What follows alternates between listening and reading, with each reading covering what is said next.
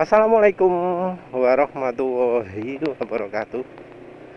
Jadi kali ini penulis ingin bahas ya, sebenarnya ya, prediksi bahwa orang-orang itu bakal memilih penipu jadi pemimpin itu sudah kelihatan tanda-tandanya mulai dari sekarang. Jadi dari netizen Indonesia, dari plus 62 ternyata sudah mendahului untuk soal ini. Jadi ya emang ada prediksi seperti itu. Mungkin aneh ya, kenapa orang yang menipu kok malah dipilih jadi pemimpin. Dan penulis di sini nggak bicara pakai contoh seorang pemimpin ya. Karena itu ya konotasinya kalau soal politik susah ya. Kalau ya memang bisa sih bicara, tapi efeknya terlalu besar lah. Kita pakai contoh yang kecil-kecil, pakai contoh yang nggak terlalu ekstrim, pakai contoh yang banyak ada di YouTube. Bidang penulis ini otomotif. Nah, di bidang otomotif ini banyak ya hal-hal seperti itu. Nggak cuma di pelumasan saja yang sering penulis bahas kan ya. Nggak cuma soal di pelumasan saja, di bidang-bidang lain juga ada. Anehnya yang sekarang ini terjadi, ilmu mainstream, ilmu yang dipercaya oleh banyak orang itu nggak dijamin bener ya. Kalau di Indonesia lo ya,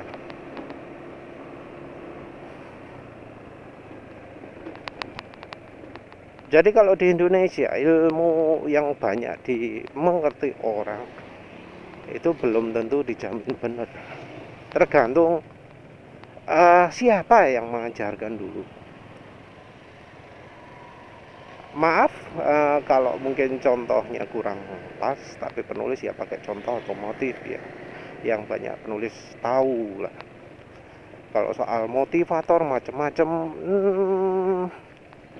ya sebelumnya sudah penulis bahas bahwa motivator itu kok motivasi orang kok ngomong gagal harus terus gitu, padahal ya gagal itu juga bisa jadi emang sudah tanda nggak cocok.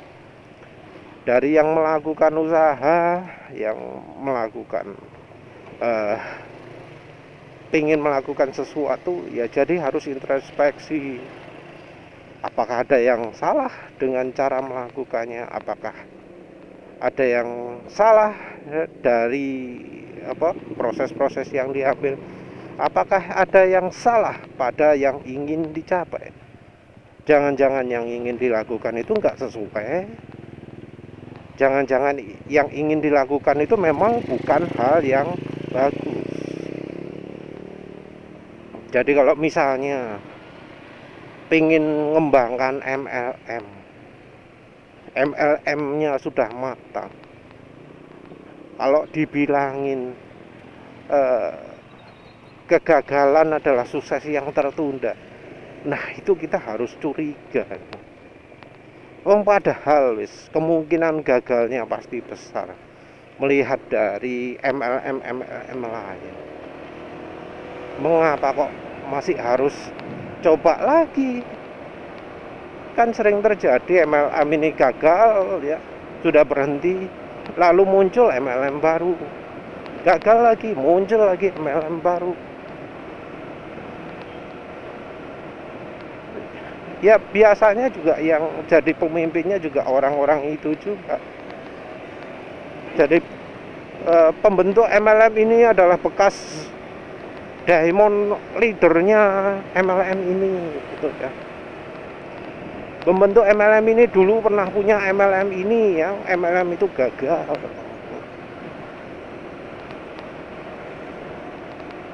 Jadi kalau monetary piramida uang Ya sebenarnya hanya untuk memperkaya orang yang paling atas, ya itu bukan usaha yang bagus. Tapi kadang dipercaya ya. Itu juga salah satu contoh. MLM itu adalah salah satu contoh di mana penipu dijadikan pemimpin. Orang mengikuti orang lain yang jelas-jelas penipu, ya, jelas-jelas gagal, punya track record buruk, tapi ya mau aja mengeluarkan uang, mengeluarkan apa macam-macam lah ya, sampai uang habis, atau ya nggak selalu sampai habis sih ya, hanya untuk demi mengembangkan MLM yang sebenarnya kurang begitu cocok ya, yang sebenarnya nggak punya masa depan, nggak ada masa depan tapi kok dipercaya, itu dianggap pemimpin ya. Ikut karena harapan, janji-janji yang ya super luar biasa. MLM itu salah satu contoh ya, contoh bahwa orang-orang itu bisa mudah ketipu. Ya banyak lah yang usaha-usaha lain, tapi yang MLM itu sumber utamanya adalah orang merasa butuh uang, dijanjikan macam-macam. Bisnis MLM sendiri ada larangannya di beberapa negara. Indonesia nggak termasuk. Kok jadi bahas MLM? Tapi iya masih relevan kan ya MLM itu. Yang penulis pengen bahas itu soal otomotif. Kalau yang dari motivatornya sendiri juga ada sih yang menurut penulis itu orangnya ngomong ngawur ya. Orangnya ngomong sesuatu yang jelas-jelas nggak sesuai dengan apa yang seharusnya, tapi diikuti. Jangankan yang dari nggak pakai agama, yang pakai agama pun ada yang ngajarkan nggak benar, dan sudah banyak ya contohnya ya, sudah banyak contohnya. Penulis ya rasanya nggak usah kasih contoh lagi. Motivator yang nggak pakai agama ya itu ya mengesankan, jaga image, memberi kata-kata yang bagus, yang walau memang orangnya kurang begitu bagus, ajarannya kadang bagus. Yang masalah adalah ketika dia memberikan pengajaran yang salah gitu ya, memberikan pengajaran yang menyesatkan. Penulis kadang dengar dari ada yang ngomong di apa ya, di YouTube atau apa, yang ngomong perempuan entah apa ngomongnya ngawur. Kok bisa dia ngajarkan itu ya? Ya wis itu terjadi lah. Penulis sayangnya lupa sih dia ngomong apa. Kayak yang terutama ngawur juga itu adalah ketika hubungan antara cowok dan cewek ya.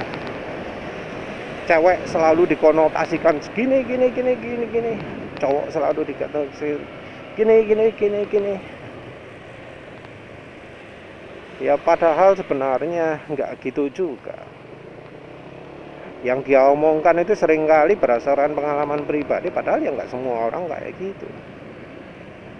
Yang namanya cewek ada kok yang betul-betul membabi buta, nggak lihat materi. Ada juga yang ya betul-betul lihat materi, nggak peduli suka atau enggak.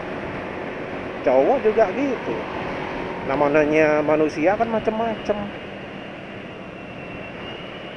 Nah, kok masih diperpanjang. Nah sekarang soal otomotif, salah satu contoh utama itu adalah dari sisi keselamatan ya, ajaran safety riding. Nah orang itu anehnya percaya banget sama omongan walau itu tanpa bukti di safety riding-nya. Yang terutama penulis sangat tidak setuju itu adalah ketika ajarannya adalah memaksakan orang pakai rem depan saja, pakai rem depan saja tanpa mengajarkan cara yang benar dalam menggunakan rem depan tersebut. Ada memang ya, ada memang negara yang menganjurkan penggunaan rem depan, ada. Tapi berkenaan dengan itu, seiringan dengan itu, yang pesertanya juga diajarkan untuk beneran mempergunakan rem tersebut di kecepatan yang real ya. Jadi kecepatan 100 km per jam. Jadi bukan kecepatan yang ya kayak di safety riding Indonesia yang cuma 40 km per jam, 50 km per jam. Itu kecepatannya beneran kecepatan dunia nyata 100 km per jam atau lebih. Dan itu didemokan oleh masing-masing orang, bukan oleh instrukturnya. Dari masing-masing ini diajarkan juga cara mengerem yang kalau misalnya rem depan tok itu gimana. Banyak hal yang salah di safety riding Indonesia. Sampai diajari untuk mengocok rem depan, untuk tidak menaruh jari di tuas rem, untuk tidak pakai klakson. Pemane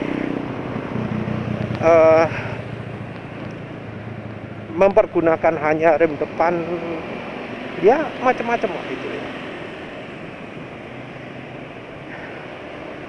Padahal kalau itu dipraktekkan, ada dua yang terjadi.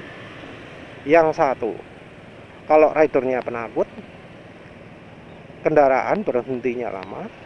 Yang kedua, motornya jatuh. Ya sebenarnya itu bisa dijelaskan lewat pakai ilmu fisika.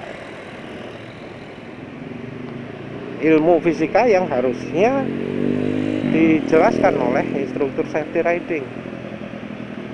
Tapi seringnya ilmunya jadi diselewengkan. Dan untuk mendukung ajaran-ajaran ngawur mereka itu, didemokan juga cara pengereman yang ngawur juga. Untuk demo yang beneran misalnya ya, untuk pakai rem depan saja dan dikocok, biasanya didemokan cuma kecepatan 50 km per jam. Terus dibandingkan kalau rem depan saja tanpa dikocok. Nah dari demo itu saja ya sebenarnya sudah kelihatan motor mana yang cara mana yang berhentinya lebih cepat. Tapi orang anehnya ya, walau sudah kelihatan mata bahwa apa yang didemokan itu tidak sesuai dengan omongan yang mendemokan, orang kok jadi sering tetap aja percaya. Contoh ada video safety riding ya, yang mendemokan perbedaan motornya dikocok, motor pakai rem depan dikocok dan tidak. Jelas sekali pada video itu bahwa kalau remnya dikocok, berhentinya jadi malah jauh lebih lama. Dan secara handling juga tidak terlihat peningkatan kemampuan menikungnya. Karena ridernya lebih fokus ke mengocok remnya. Karena mengocok rem itu susah.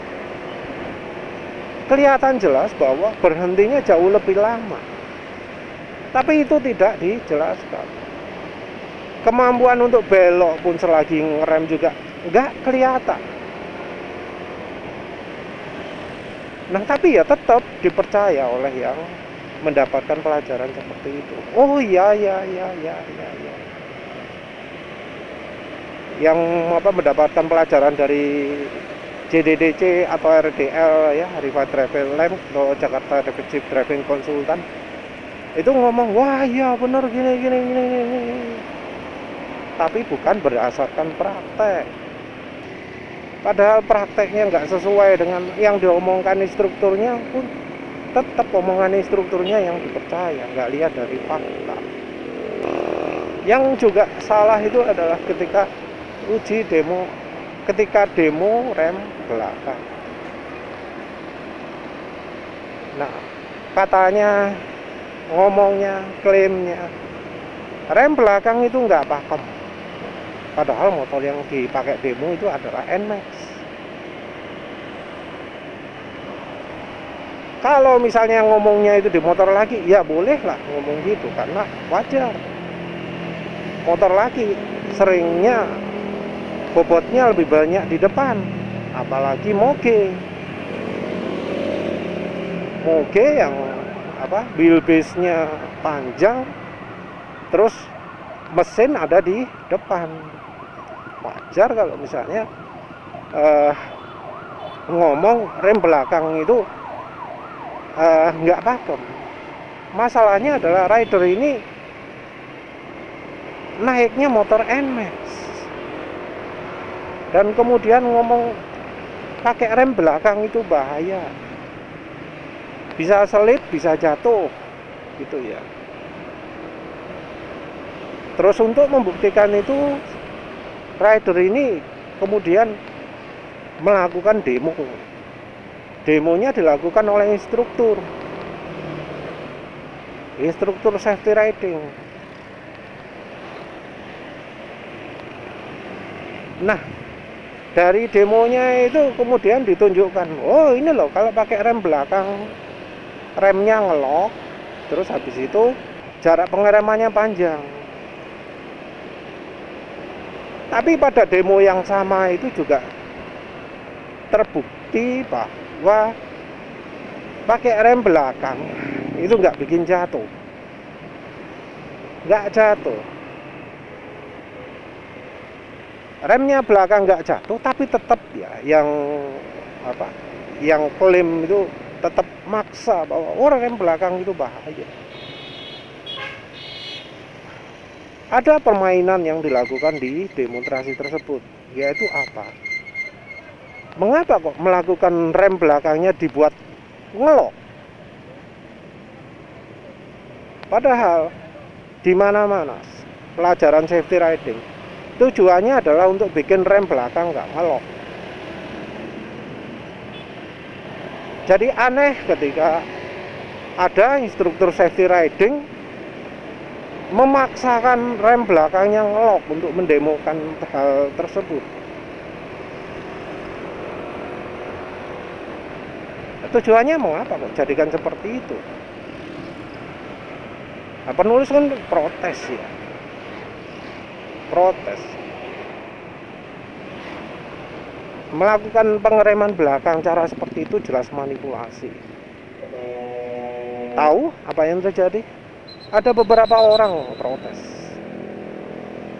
ada beberapa orang ngomong itu udah cara yang benar, itu cara yang baik, video yang betul-betul berguna, mencerahkan, jadi tahu yang aman bagaimana. Ada yang protes eksplisit, malah dikasih ilmu kok malah kayak gitu. Ini ilmunya udah bener. Sayangnya seperti itu. Yang mengomentari itu tidak memperhatikan ya bahwa ketika instrukturnya melakukan rem belakang, remnya selalu dibuat ngelok. Nah, ketika instrukturnya pakai rem depan, rem depannya tidak dibuat ngelok. Ngelok itu bukan suatu hal yang pasti terjadi ya. Bisa diatur ya. Kalau instrukturnya bisa membuat rem depan itu nggak ngelok, harusnya instrukturnya itu juga mampu untuk bikin rem belakang nggak ngelok. Kecuali kalau modifikasi motornya itu terlalu merusak. Karena memang motor yang dipakai modifikasi dipakai demo tersebut banyak sekali modifikasinya, sangat super luar biasa dan mahal dan amit-amit juga. Hasil yang seperti itu jelas manipulasi kan. Mengapa kok yang satu sengaja dibuat ngelok, yang satu tidak? Itu perlakuan yang tidak adil. Dan itu dipakai untuk membuktikan sesuatu yang jelas salah ya. Karena penulis sendiri sudah membuktikan bahwa ketika pakai rem depan di motor ini itu nggak beda jauh dengan ketika pakai rem belakang. Bahkan di yang penulis lakukan, justru rem depan itu malah lebih panjang pemakaiannya. Ya kebetulan sih ya, kebetulan. Tapi ya itu artinya menggunakan rem belakang di motor yang seperti ini itu tidak membuat jarak pengereman makin panjang, dan itu bisa dijelaskan secara fisika. Ngomong bobot pindah ke depan itu kan tergantung dari seberapa kuat daya pengeremannya dan motornya kayak apa. Kalau misalnya boncengan, apa yang ngomong bakal ngeyel rem belakang itu nggak penting. Nah, untuk soal rem, penulis rekomendasinya sih selalu menggunakan rem belakang 1/4 detik lebih dulu ya, sebelum pakai rem depan. Tapi kalau motornya manual bisa pakai engine brake yang spot blip gitu ya. Gitu ya. Bukan cheat, sorry. Gitu ya. Ban belakangnya dibuat kayak gitu. Itu silakan pakai engine brake lah. Pakai shift down yang membuat ban belakang sempat kehilangan grip beberapa saat sebelum kemudian jadi nge-grip karena kecepatannya udah turun. Itu mantap banget ya. Kan bukan ngerem, bannya bukan ngelok, tapi ditahan perputarannya sehingga kecepatan jauh lebih cepat turunnya. Itu betul-betul optimal itu. Kalau engine brake sampai bunyi ngecit gitu, bunyi cicit gitu, optimal. Tapi kalau motornya motor matic gitu yang nggak ada kemungkinan bikin ban ngelok dengan engine brake, ya harus pakai rem belakang. Tapi balik lagi lah, itu wes bukti ya bahwa orang Indonesia itu mudah sekali ketipu, mudah sekali percaya, padahal bukti tidak sesuai dengan yang diomongkan. Orang Indonesia juga nggak berani protes kalau misalnya orangnya jauh lebih terkenal. Apalagi kalau orangnya itu mengaku lebih pengalaman. Saya pengalaman mengajar di sini. Orang takut untuk protes. Takut untuk berargumentasi. Kalau didinaoli, waduh makin banyak lagi. Mulai dari engine flush, mulai dari aditif oli, aditif bensin, oli samping, oli motor matic, oli mobil, kental encer, waduh makin banyak lagi. Dan ya sama, orang itu tidak melihat dari bukti. Ada yang ngomong klaim jebrat gitu ya, padahal tidak sesuai kenyataan, ya dipercaya. Padahal nggak ada bukti fakta nyata juga dipercaya. Dan penulis nggak sedikit menemui tantangan dari orang-orang yang ngeyel tanpa fakta seperti itu. Contohnya terakhir ada yang ngomong motor metik kok pakai olinya motor lagi, ya nggak bisa lah. Respon apa? Respon penulis apa? Penulis jawab, ya kalau misalnya ngomong gitu bisa nggak nyebutkan efek negatifnya apa, biar bisa tahu salahnya gimana. Dan selama ini nggak pernah ada jawaban balik dari orang-orang seperti itu, karena mereka itu cuma asal ngomong ya. Olinya motor metik harus pakai oli motor metik itu ya memang nggak ada buktinya, nggak ada pendukung faktanya atau apa, karena ya motor metik kondisinya lebih bebas daripada yang lain-lain, nggak ada halangan, nggak ada pembatasan gitu. Tapi ya faktanya seperti itu. Ada orang yang mempercayai omongan-omongan walau nggak ada buktinya. Dan ini jadi sumber pertama mengapa orang kok jadi mengkultuskan, memuja, menjadikan penipu itu sebagai pemimpin. Karena yang diperhatikan itu adalah dari omongannya saja, yang sok meyakinkan, yang terkesan hebat, bener gitu, padahal salah. Orang itu sebenarnya cari bukan cari pemimpin, tapi cari figur ya. Ya sepertinya orang itu lebih memilih untuk mempercayai orang yang sifatnya selebriti, orang yang gaul, orang yang pinter ngomong, orang yang seakan tahu segalanya. Walau salah gak apa-apa, salah pun ya dianggap sebagai sebuah fakta. Yang penting orangnya karismatik, terkesan populer, terkesan tenang, percaya diri, dan seterusnya. Ya itu tandanya udah jelas lah. Ya wis begitu saja. Terima kasih sudah menonton. Assalamualaikum warahmatullahi wabarakatuh.